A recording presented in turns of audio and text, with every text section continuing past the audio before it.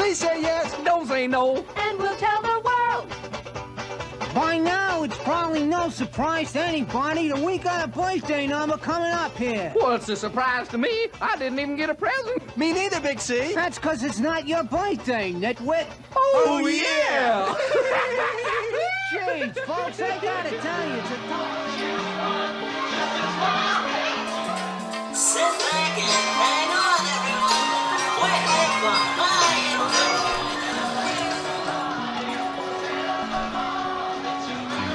Mitzi, no.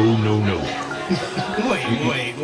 You got it all wrong. There's nothing about any nightclub in this song. The big bear quit laughing. Now look. gentlemen, give it up for DJ Munch! Hey, check it out! The other curtains didn't open, so it must be the Earl and Rolf show! You wish. No chance, my handy little friend. Hey, so what's going on? Where's everybody else? Why are the curtains closed? Questions. I didn't even know this was a thing, but call it Five Nights at Freddy's effect. Chuck E. Cheese says it's removing its iconic animatronic bands from all of its locations except for one.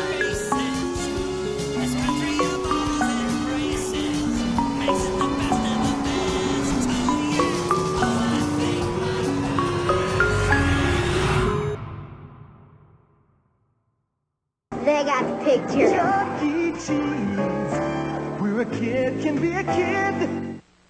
You've heard that slogan, right? If you grew up in the late 90s to early 2000s, or heck, even in the late 70s to early 80s, you've most certainly heard of Chuck E. Cheese. Whether you went there as a kid or you know it via other means, Chuck E. Cheese has been a snotty-nosed kid hub for decades, bringing joy to all ages. Well, mostly joy. But where does this wacky idea even come from? And really, who is Chuck E. Cheese? And why is the removal of its animatronic band so sad? Well, let's start all the way back. San Jose in front of Chuck E. Cheese's Pizza Time Theater, the world's largest indoor pizza parlor.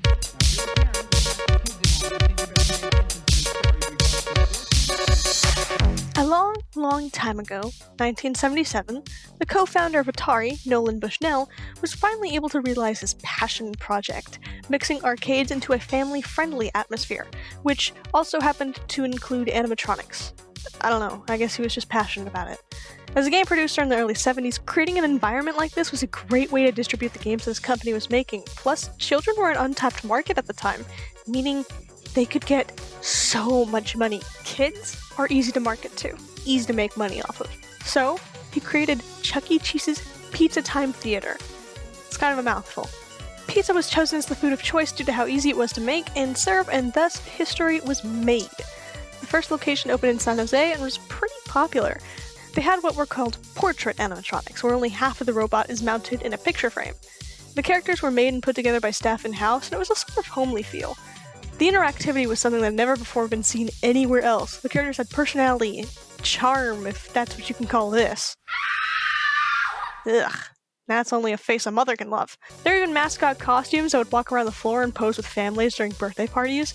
It was really popular for kids' birthday parties, even way back when. Always has, always will be. The animatronic characters would call out the birthday kid and pizza would be served, and the place oozed a sort of charisma that's never really been captured again.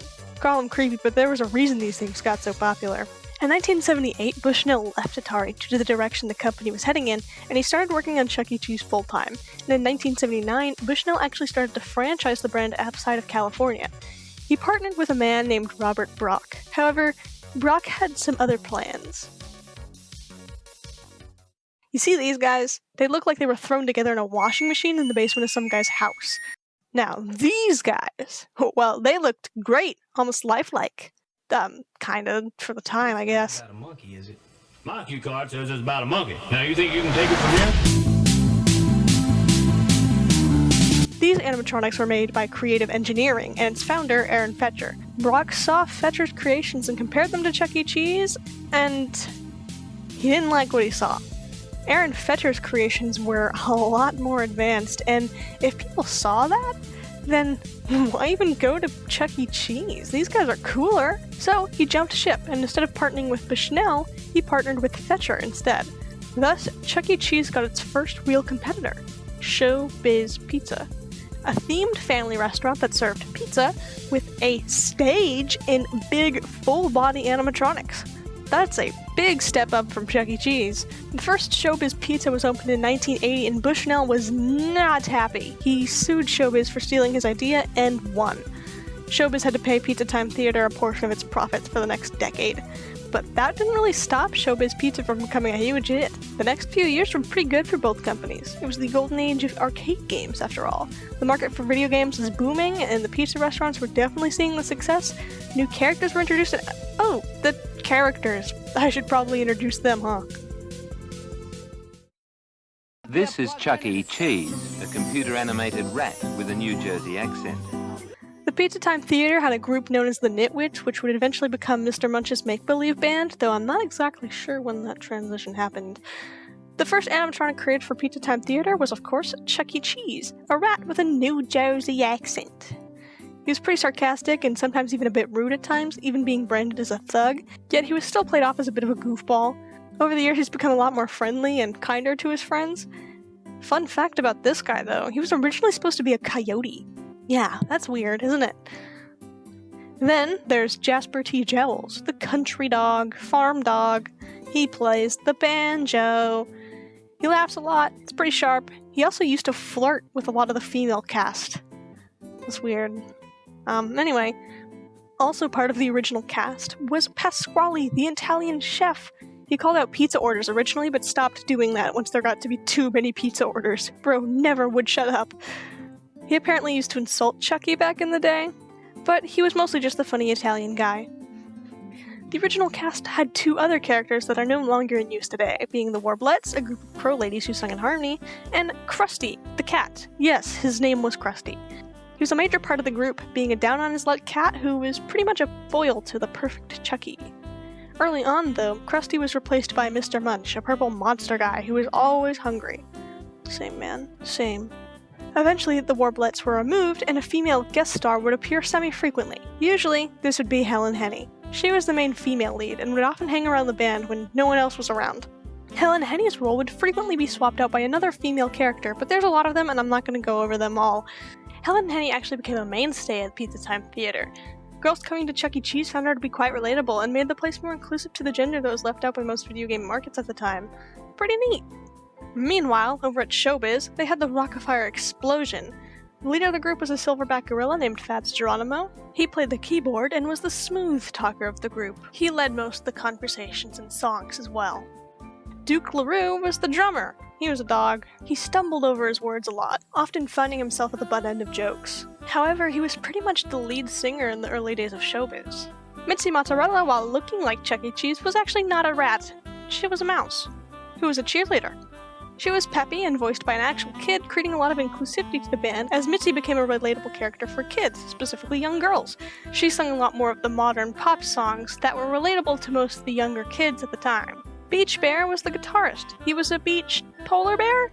I don't know, makes about as much sense as the rest of the gang. He was portrayed as pretty lackadaisical, who was pretty chill about things, but could get a little wild at times.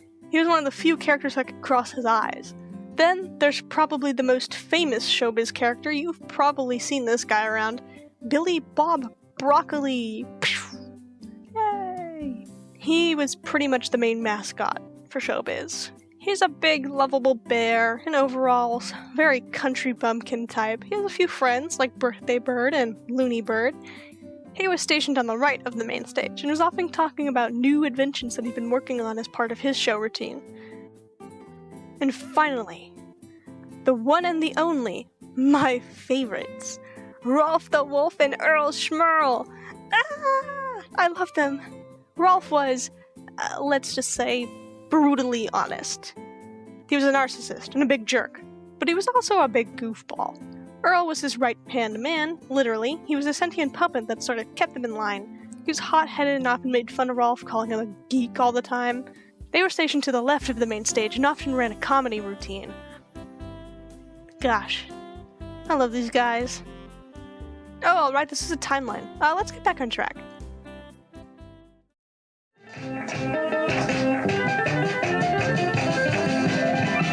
Okay, ladies and gentlemen, boys and girls, it's time for the Rolf the Wolf Show, featuring that master of comedy himself, Rolf the Wolf. Hey, Rolf, you forgot to introduce your right-hand man. Oh, yeah. By 1981, Chuck E. Cheese made their stock public, which could never lead to a bad thing. Well, by 1983, the golden age of arcade was over, and so was the initial video game boom. The video game market crashed, and arcades were suddenly not so popular. Chuck E. Cheese is now struggling to stay afloat, reaching a $15 million loss. Bushnell filed for Chapter 11th bankruptcy, which means that the company can stay open until it can get enough money to reopen, but for the meantime, they're pretty much out of money. It was looking bad for a while, until 1985, when Brock and Showbiz Pizza bought Pizza Time Theater. The two merged into Showbiz Pizza Time, which is still a mouthful, which caused creative engineering to start leaving Showbiz, which, in turn, led to what is known as concept unification.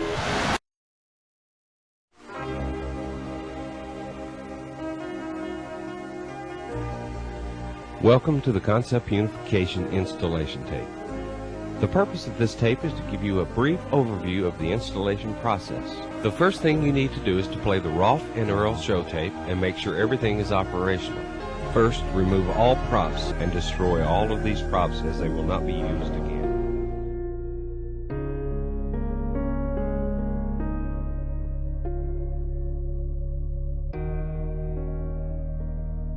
Where's Fats and Billy Bob and Mitzi? If I said it once, I've said it at least twice. Things are changing here at Showbiz. You'll probably see workers moving around those stages, and in a few days, you'll see something totally different.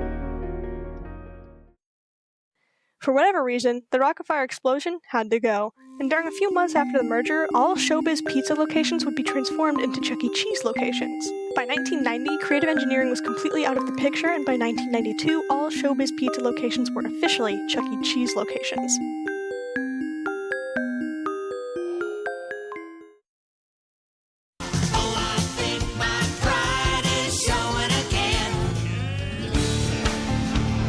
Also during this time, Chuck E. Cheese became international, spreading to Australia, Puerto Rico, France, Chile, Israel, Japan, and Mexico, just to name a few, though a few of the early ones were no longer open due to the 1983 bankruptcy. Eventually, in 1998, they renamed themselves to CEC Entertainment Inc. and acquired some smaller businesses, like the now defunct Discovery Zone. Yeah, look at this. Look familiar? And they also acquired Peter Piper Pizza, another pizza place restaurant. No animatronics though, kinda lame. In 2012, Chuck E. Cheese was struggling again, so they rebranded and remodeled, updating the characters into a hip, rad group of rock stars. Woo! They do skateboard kickflips, guys. They're totally awesome. Come to the Rat Casino. Woo! But this rebrand didn't really help, so in 2019 they announced the removal of their animatronic band to hopefully appeal to a newer audience that was more focused on digital screens rather than physical entertainment. And they opened their stock to the public again. Wow, nothing bad ever happens when they open their stock to the public. Oh. 2020 was a bad year, especially for the Rat. They were $1 billion in debt and were making no income at all due to the everything being closed. Many locations closed internationally due to the coming bankruptcy, and eventually they did file for bankruptcy, Chapter 11, in early 2020. However, they were able to come out of this bankruptcy late into December, but that didn't really fix any of the problems they were having. So, where does that leave us today, 2024? Well, all but like 3 locations have animatronic shows, the rest instead being replaced with an open dance floor that, I don't know, kids do the floss, the gritty on? I don't know, sounds stupid. And I guess they're doing okay. They're not bankrupt again yet, but if they open their stock to the public, then expect the worst. It's just not the same as it used to be. The rise of modern technology has left these old robots in the dust, left to be forgotten as just a memory of the past. Showing a prototype of this video to my mother, she smiled remembering the old portrait robots. The memories of our childhood are fading fast, which is why the removal of this animatronic band is so sad. It's like saying goodbye to a friend. But also, it feels like the wrong move, especially now with so much attention on them due to the current... Hey, wait a minute. Hello, everybody. My name is Markiplier, and welcome to Five Nights at Freddy's.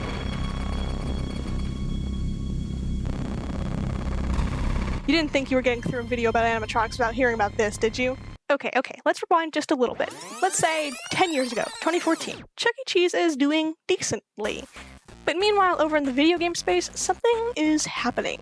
The horror market is oversaturated with zombies and collectathons. There's nothing fresh, nothing new, and it really seemed like the horror game market was kind of doomed. That was when, on August 8th, a little-known indie game independent developer, Scott Cawthon, released a game about creepy animatronics from years past. It was his last-ditch effort at being a game developer since his past games weren't doing anything for him. One comment on his previous game, just a passing comment, said that the characters looked like lifeless Chuck E. Cheese-style animatronics. Being filled with inspiration and spite, Cawthon made Five Nights at Freddy's. There, I did it. I said the thing. He released it, and it exploded. It was everywhere. You couldn't escape it. YouTube Let's Players were constantly playing it. Internet theorists were constantly theorizing about its story. Game after game and year after year, it became more and more mainstream until today, where it now has a series of over 11 games, well over 22 books, and now a movie that was one of the top grossing of 2023. People are paying attention to these animatronics, which subsequently is turning attention to Chuck E. Cheese, its real-life equivalent. Chuck E. Cheese is trying to distance themselves from animatronics now due to Five Nights at Freddy's. They hate what Five Nights at Freddy's has done to their brand. People now view animatronics as scary and frightening. But what Chuck E. Cheese isn't realizing is that people also love them.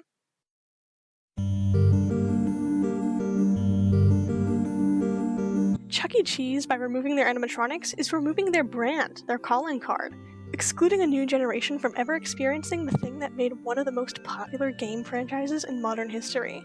And they're also excluding their older fans by removing what they loved about the pizza joint in the first place. It begs the question, why go to Chuck E. Cheese if there's no Chuck E. Cheese? In the end, there's not much we can do. We're not the corporate entity that owns Chuck E. Cheese. It's sad to see such a once lovable, if creepy and weird brand go down the drain like this. All we can hope for is that Chuck E. Cheese realizes what they're doing is wrong.